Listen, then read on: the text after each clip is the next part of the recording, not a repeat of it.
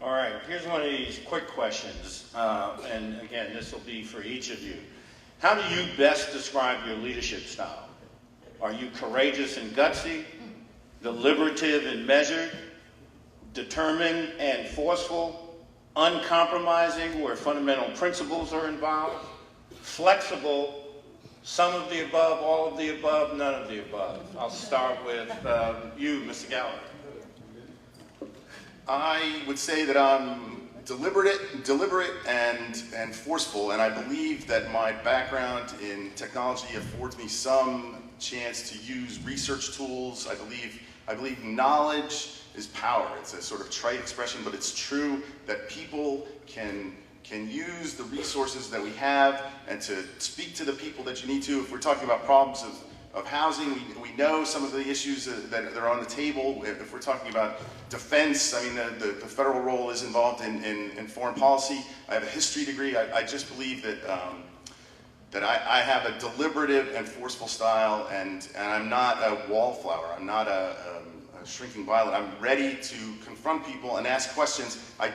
If anyone were to tell me that you were the smartest person in the room, I'd tell them to leave the room. I don't believe that at all. I believe that I am knowledgeable and inquisitive and able to make a determination in a respectful and reasoned manner.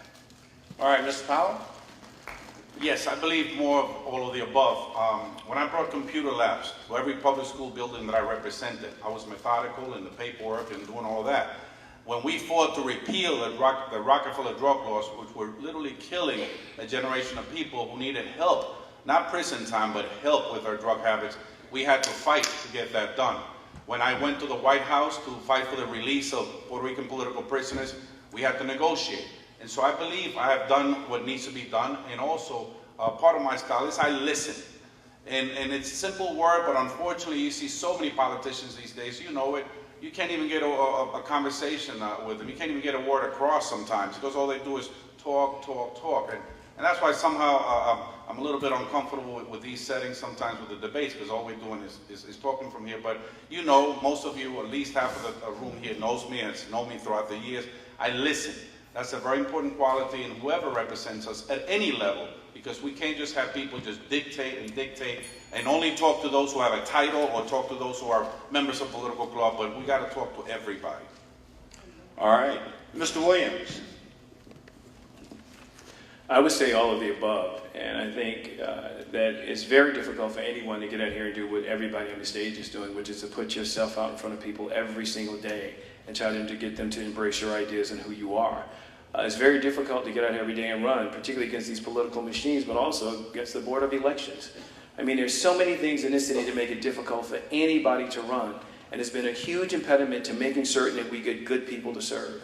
And what we need to understand is that government will only be as good as the people we elect, and we need to elect new people, because you deserve better than the leadership you have today. All right, Ambassador Cook. I would say that it's all of the above. I would stress courageous and gutsy, just the fact that I accepted and announced my candidacy when there were others who felt that they were the heir apparent and thought that none of us should run. I am courageous, I'm gutsy, I'm strategic, I am fresh, I am the fresh voice, I am strategic, and I also deliver. But most of all, I show up, and we cannot say that about everybody else who's here today, or not here today. So I believe all of the above, and I would coin the phrase from Shirley Chisholm that I'm unbought and I'm unbossed, and that makes a great leader. I owe no one. All right, Assemblyman. I say all of the above, but what drives me is really being respectful of collective action. I take very to my heart those who have no voice and those who need someone to stand with them. I believe that there's no highest place for any elected or appointed official than standing next to the people that he or she represents.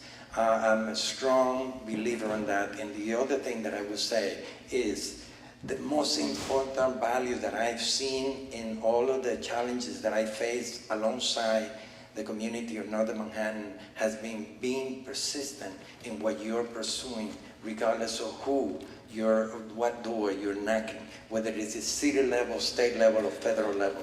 And I've seen the results of that. I truly believe that collective action is what brings results. All right, thank you.